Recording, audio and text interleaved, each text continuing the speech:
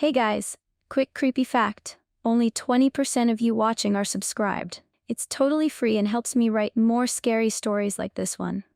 Thank you for the support. Now let's dive right in. I am the black sheep of my family. I'm not the golden child. That title belongs to my twin sister, Rose. Straight A student, track star, and all-around angel sent from parental heaven.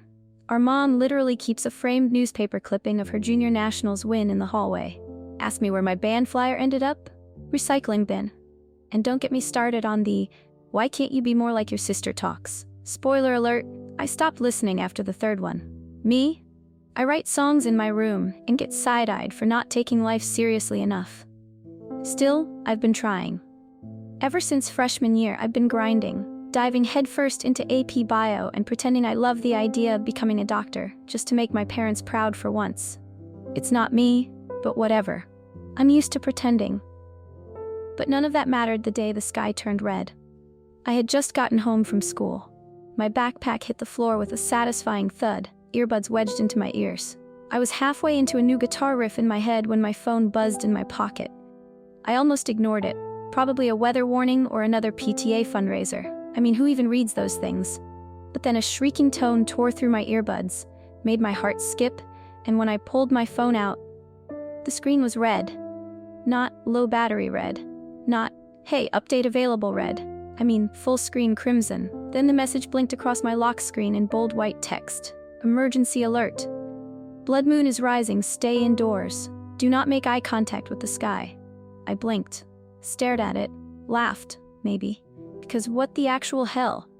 Lisa? Rose's voice called from behind me. She stepped inside, track bag dangling off one shoulder, still dressed in her school team windbreaker. She dropped her bag and tilted her head.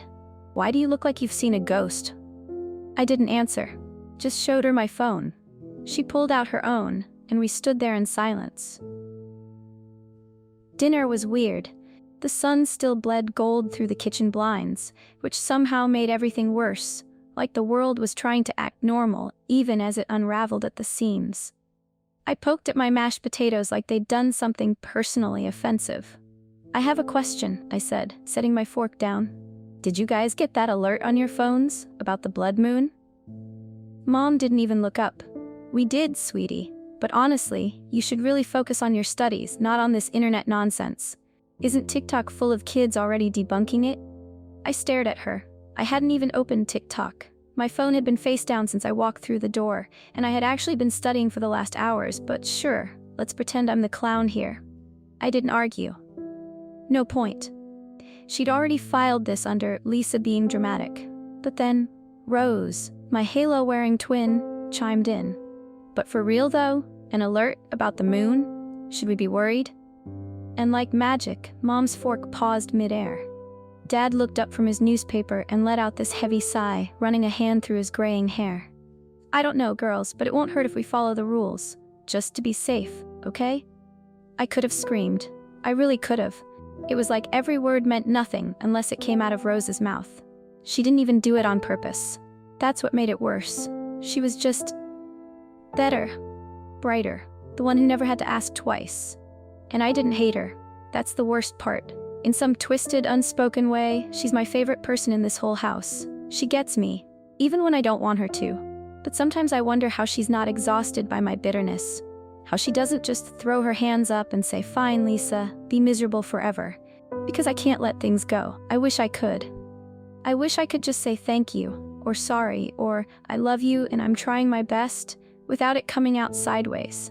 So I just excused myself from the table, pushing away a half-eaten plate of meatloaf, and headed to my room. If the world was ending, I figured I might as well face it alone. I flopped onto my bed with a sigh and pulled my phone back out. No texts, no missed calls, just the lingering chill of that emergency alert in my notification tray, like a fingerprint left behind. Curious, I opened socials. Expected the usual. Memes, astrology girlies losing their minds, maybe some nerd with a telescope tweeting something overly excited about lunar refraction. But what I saw made my blood freeze. Live streams. Dozens of them. And they weren't funny, or cute, or even dramatic. They were chaotic. The kind of chaos that smells like burning tires and screams you can't unhear. In parts of the world where the moon had already risen, like actually risen, people weren't just panicking. They were murdering each other. Not in a symbolic, poetic way. In a full-on weaponized kitchen appliance way. People were bashing skulls with frying pans, smashing glass into necks. One guy took a crowbar to someone's face like he was breaking open a piñata made of bone. It wasn't a riot. It wasn't a protest. It was primal, animal. The streets glowed red, lit by the moon like a spotlight from hell. Everything looked sticky, glossy, wet. The kind of wet that gets under your nails and clings to your skin no matter how many times you wash. My phone buzzed again, but I didn't look. Because I couldn't look away. Not from the videos, not from the blood. Knock, knock, knock. I nearly threw my phone across the room. The door creaked open a second later, and there was Rose. Eyebrows pinched together, worry etched across her face. "Lisa, are you okay?" "They heard the door slam," she muttered. "They sent you to check on me?" She stepped inside, closing the door with a soft click behind her. "They did," she said, "but I would have come anyway." She sat beside me on the edge of the bed, eyes drifting to the video still playing on my phone. Screams crackled from the speaker. Real ones. Not the horror movie kind. I paused the video, embarrassed, but she reached over and tapped play again. "What is that?" she whispered. I handed her the phone. She watched in silence. Her face turned pale. "Is this happening right now?"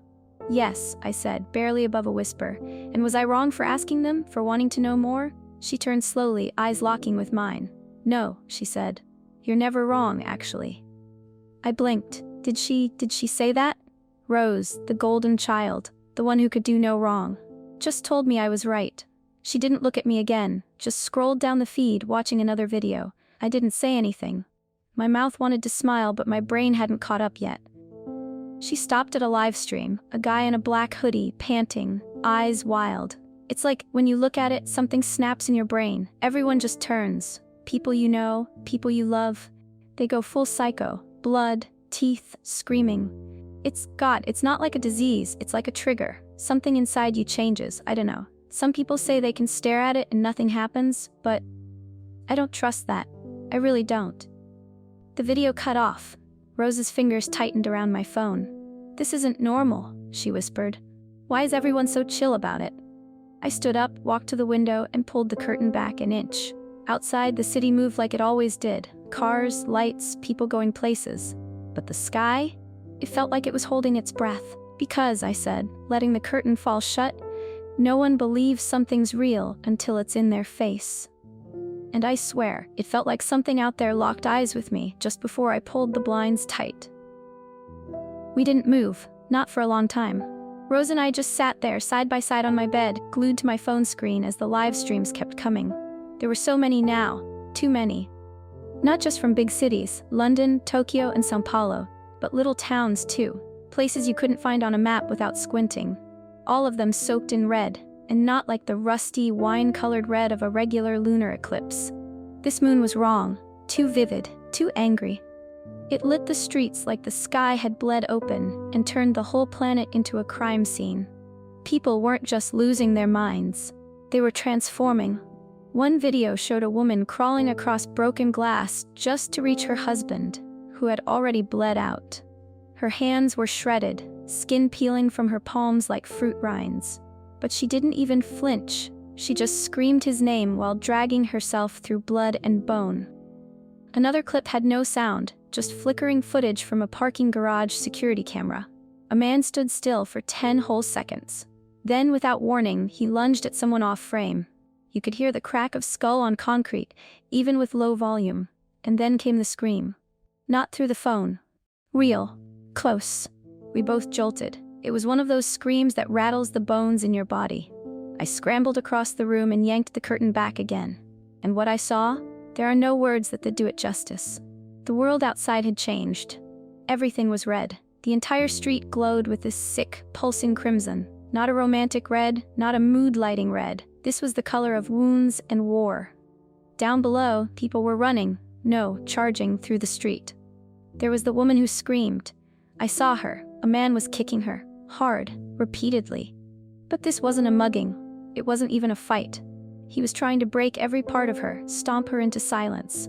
Just a few feet away, a kid was biting some man's ankle. His tiny jaw clamped around flesh like a rabid animal while the man punched him in the side of the head over and over, blood flying from both faces. The child's mouth was soaked in red, but he didn't stop.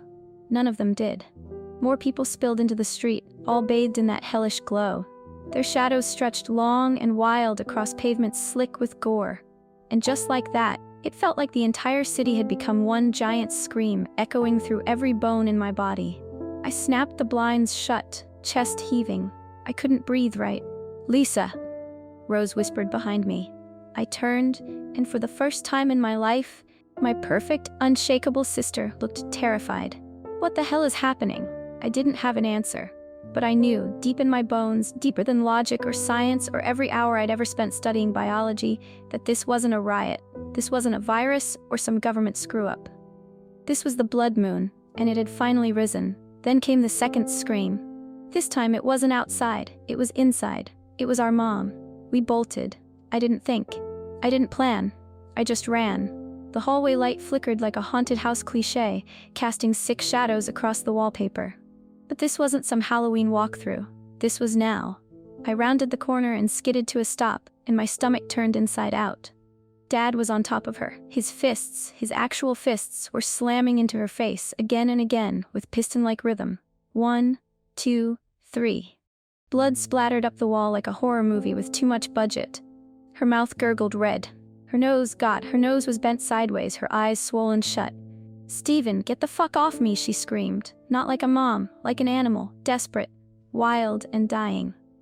Rose screamed too and ran forward trying to pull him off. But Dad's head snapped around like he wasn't even human anymore. His eyes, blank, glassy, gone. Then he hit her, hard, right in the throat. I heard the crack as she crumpled, gasping for air, crawling backward like her body forgot which way was up. And me? I didn't scream, I didn't hesitate, I just moved. I grabbed the ceramic vase from the hallway table, one of Mom's useless decorations she always complained about, and I smashed it into Dad's skull with everything I had. The sound it made was wet and sharp, like hitting raw steak with a hammer. He dropped, just like that. Dead weight, collapsing sideways. Blood burst from the side of his head like a faucet turned to full blast. The carpet soaked it up in seconds. The copper tang filled the air, thick and heavy and wrong. Rose was choking, her eyes wide, still crawling toward Mom. I dropped to my knees beside them, grabbing Mom's hand. It was limp. Her face was a ruin. Her nose wasn't just broken, it was gone. Her skull had caved in, the skin around her cheekbone folding inward like crumpled paper. Rose screamed, "Lisa, call the ambulance." I fumbled for my phone, hands shaking so hard I almost dropped it. Ring, nothing. I tried again, and again. "It's not working," I choked out. "No one's answering." Rose looked up at me, tears streaking her face, her breath still broken and raw. That's when I knew. We were alone now. We sat there, in the blood, on the tile, holding Mom's hand as her chest rose and fell, until it didn't. No more breath. No more sound, just gone. Her hand stayed in mine, warm for a moment longer, then cooling by the second. And Dad, he hadn't moved. The side of his head was split open like a cracked coconut. His body was twisted at a weird angle, blood pooling like it had finished its job. He was still. And suddenly, horribly, I knew. I'd killed my father. Not metaphorically. I killed him. For real. And Rose, my perfect, polished, shining twin, was curled up beside our mother's corpse, sobbing like a child who just found out monsters were real. I pulled her away. She didn't want to let go, but I made her. I had to. Her fingers left bloody streaks across Mom's shoulder. We stumbled down the hallway, careful not to slip on the blood-soaked floor. We made it to the bathroom, the only room that felt untouched. She sat on the edge of the tub, arms limp, eyes wide and white beneath the smears of red. Her shirt was soaked in blood. Their blood. Her hands, red up to the wrists like she'd been finger-painting with violence. She looked at me like I was a stranger. Like I was dangerous.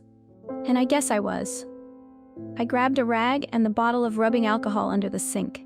Started scrubbing her hands gently, one at a time. The blood came off in streaks, swirled down the drain like it had somewhere better to be. She spoke, soft, hollow. "What are we supposed to do now?" I didn't answer. "Lisa," she whispered, eyes locked on the mirror like it might give her a better version of herself. "They're dead. He killed her and you," her voice cracked. "You killed him." I nodded. just barely. Because she was right, and nothing, not grief, not logic, not even the truth, would ever unmake what had happened. But I knew one thing. We had to wait for daylight, and whatever happened, we couldn't look outside. Not while the blood moon still ruled the sky. We sat there for hours, or maybe minutes. Time didn't move right anymore. It felt warped. At some point, Rose leaned her head on my shoulder. I wrapped my arm around her and held on. There was nothing left to say. No speech that would make any of it okay. Sorry I killed Dad wasn't going to fix the crater in her throat from his fist. Sorry he murdered Mom wouldn't sew her face back together. And there was no string of words, no perfect sentence, that could turn blood into water and make the hallway clean again. So I said nothing. We just sat. The next day, or maybe the one after that, the men came. They didn't knock, didn't even ring the bell. Just pounded on the door in these harsh mechanical thuds that made both of us flinch. I opened it slowly, already knowing they weren't here to help. They wore hazmat suits, full gear, masks like astronauts, not a sliver of skin showing. One of them asked my name. The other scanned a tablet. They didn't ask what happened. Didn't ask why the carpet was soaked through or why my shirt was spattered with blood. They didn't say sorry. They didn't say her name. They just zipped my mother's body into a black bag like she was old luggage, promised to handle arrangements, and left. Ashes. That was the word they used. No funeral, no service, just a goddamn urn with a sticker on the side. I didn't cry. Rose didn't either. She just stood behind me, wrapped in a hoodie, and stared as they took our mother away without ceremony. Dad was still on the floor, face half caved in. No one asked about him. No one asked who did it. Not that I would have answered. They took him too and walked out. Days blurred together like static on an old TV screen. I don't remember what I wore. What I ate. If I showered. I know I must have. But the details slipped through my mind like sand through a sieve. Every hour felt like a lifetime. Every second, a countdown to the next red sky. The emergency alerts kept coming. Blood moon approaching. Shelter immediately. Do not look. The warnings changed tone. Less official. More desperate. Sometimes they glitched. Whole words cut off. Sentences looping like the system was breaking down. Or like someone on the other side was trying not to scream while typing. We never ignored them. Not anymore. We got good at sealing the windows. Towels under the doors. Cardboard taped across the skylight. Rose and I moved through the house like two shadows, silent and steady, like we were afraid even our footsteps might summon something. We didn't talk much, but when we did it was soft, careful, like we were afraid of waking the blood moon, even when it hadn't risen. The news tried to explain it. Some scientists said it was psychological, a mass hysteria response triggered by a rare lunar phenomenon. Others swore it was biological, some kind of magnetic field anomaly, maybe solar radiation triggering dormant brain functions. The truth? They didn't know anything. The world had lost 5 billion people in 3 weeks. 5 billion. And all the experts had were theories wrapped in buzzwords. Some of the dead had looked up at the moon. Some hadn't. Some, like my mom, just got too close to someone who did. And when that switch flipped in Dad's head, he stopped being a person. He became a weapon. And I became a killer. The stores turned into free-for-alls. Not chaotic, just quiet. Resigned. Like we were all shopping in a museum where the mannequins were real and everyone had agreed not to make eye contact. People didn't fight over supplies. There was plenty to go around now. Too much. It was like the world had just stopped. No honking horns, no music from passing cars, no school bells, no laughter, just silence. And sometimes beneath that silence, a low hum. Like the earth itself was waiting. School never reopened. I stopped checking emails. Rose stopped doing her homework, which told me everything I needed to know about how broken things really were. She'd been the kind of person who highlighted her highlights. Now she sat in the corner of the living room, staring at the dark television like it might turn on and give us something normal. Sometimes I'd catch her whispering to herself, too soft to hear. I didn't ask what she was saying. I didn't want to know. And then one day, the sky was normal. Blue. Empty. We hadn't seen blue in weeks. I opened every curtain just a crack, let a little light in, enough to feel it on my face.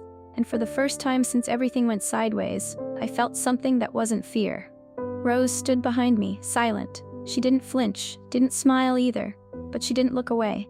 That was something. The emergency alerts came less frequently now, every few days. But they still came. Blood moon approaching. Do not look. And people listened. They got better at hiding, at closing the blinds, at surviving. The death toll dropped. But the world stayed broken. Because you can't unsee the sky on fire. You can't unhear your mother's last breath. And you can't go back to being normal after your hands have been stained red. The sky was too quiet. That day, Rose wasn't pacing. Wasn't whispering to the blank walls or watching the blinds like she expected something with claws to press against them. She looked fine. That should have been my first red flag. We were on the rooftop of our building, 9 stories up, surrounded by rusted vents and the faint hum of city silence. The wind was soft, brushing against our faces like it was trying to apologize for the mess it had carried weeks ago.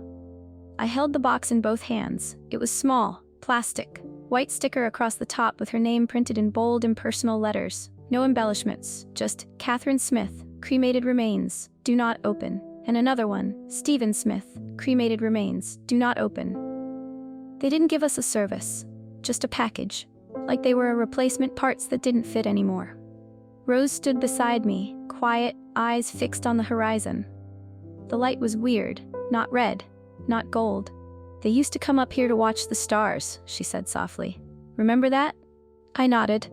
Didn't trust myself to speak. We were 8 the last time we joined them. I remember Dad dragging up those folding chairs, Mom bringing cocoa and thermoses. They'd point at constellations and tell us stories. Orion, Cassiopeia, the hunter and the queen.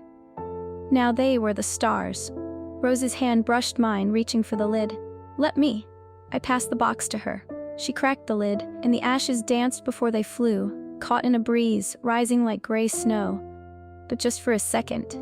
Only a second. I swear I saw something shimmer in them. Like they weren't dust.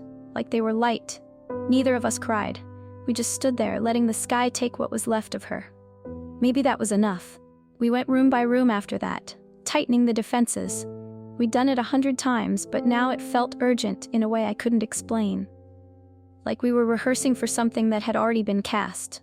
Drapes closed, curtains checked, towels stuffed under doors. Even the skylight in the hallway got 2 layers of taped cardboard and a blanket thrown over for good measure. No slivers of sky, no gaps. We'd gotten good at surviving this part, but still, something felt off. Rose didn't shake that night, didn't mutter to herself or stare out at the nothing with hollow eyes. She didn't ask if the moon was rising again. She just smiled at me, soft, sweet, and said, "Thanks for taking care of me," then went to bed without a sound. And I sat on the living room floor, back pressed to the wall across from her bedroom, eyes locked on the door. Because I didn't believe it. Not for a second. The thing is, when someone shatters like Rose did, when the person you love gets scooped out and replaced with trauma and blood and quiet muttering, you notice when the pieces start falling back into place. And you don't trust it. Not when the world is still broken. Not when the emergency alerts still crawl across your phone screen every other night, whispering, "Blood moon approaching. Do not look." So I waited, wrapped in a blanket, cradling a cold bottle of water, listening. I wanted to be wrong. I prayed I was wrong. But then I heard it. Click. The sound of a latch turning, soft. Careful. My blood turned to ice. I was up in a second, water bottle rolling away down the hallway with a hollow thump as I sprinted to her door. Tried the handle. Locked. I pounded my fist against the wood. "Rose, don't do it. Please don't look." But I could already see it. The red, a soft, pulsing glow bleeding out beneath the door like breath, like it was alive. My shoulder hit the door once, twice, 3 times. I stumbled inside, and there she was, sitting on the edge of the windowsill, calm, perfect, bathed in the crimson light of the blood moon, smiling. "Rose," I gasped, heart pounding so loud I could barely hear myself. "Don't." She turned to look at me, and her eyes, they weren't hers, but behind them something was wrong, like whatever was looking at me wasn't seeing me, it was measuring me. And then she lunged. I barely managed to block her first swing before she slammed into me, knocking us both to the floor. My back hit the edge of the dresser with a sickening thud, and then she was on me, knees on my chest, fists flying, teeth snapping inches from my face. She scratched, she clawed, she bit. Oh God, the biting. I felt her teeth sink into my arm, and then rip. Flesh tore, blood gushed. I screamed, "Stop! It's me!" I sobbed, trying to shove her off, but she was wild, strong in a way that didn't feel human anymore. Like the moon had rewired her bones, but she wasn't Rose anymore. Not really. She cackled, blood smeared across her mouth like war paint, her eyes glittering with some cruel glee. Her nails dug into my scalp, tearing through hair and skin. I slammed my fist into her jaw once, twice. Nothing. She didn't flinch, just giggled, then bit again, lower this time. A chunk of my shoulder. I screamed so loud it scraped my throat raw.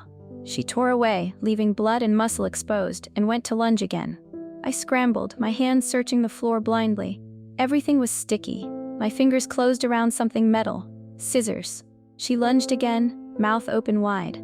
I screamed, and I shoved the scissors straight into her eye. Her body jerked mid-lunge, the force of it knocking both of us sideways. Blood sprayed across my face like hot rain. It dripped down my lips, my neck, into my ears. I couldn't even tell what part of me was bleeding anymore. Everything was pain, everything was red. Her body twitched. And then she smiled. One final, awful smile, crooked, bloody, like she liked it, like some piece of her had wanted this. Then she crumpled on top of me, dead weight. Her face buried in my neck, her hair tickling my chin. The scissors still jutted from her eye at a sick, splintered angle. I laid there under her, bawling, screaming, my arms torn, my hands trembling, blood pooling beneath us. "I'm sorry," I whispered over and over. "I'm sorry, I'm so sorry." I held her like I used to when we were kids, when the thunder scared her and she'd sneak into my bed and wrap her little arms around my ribs like I was the only anchor she had in the storm. The room spun. The air reeked of iron and sweat and something sour.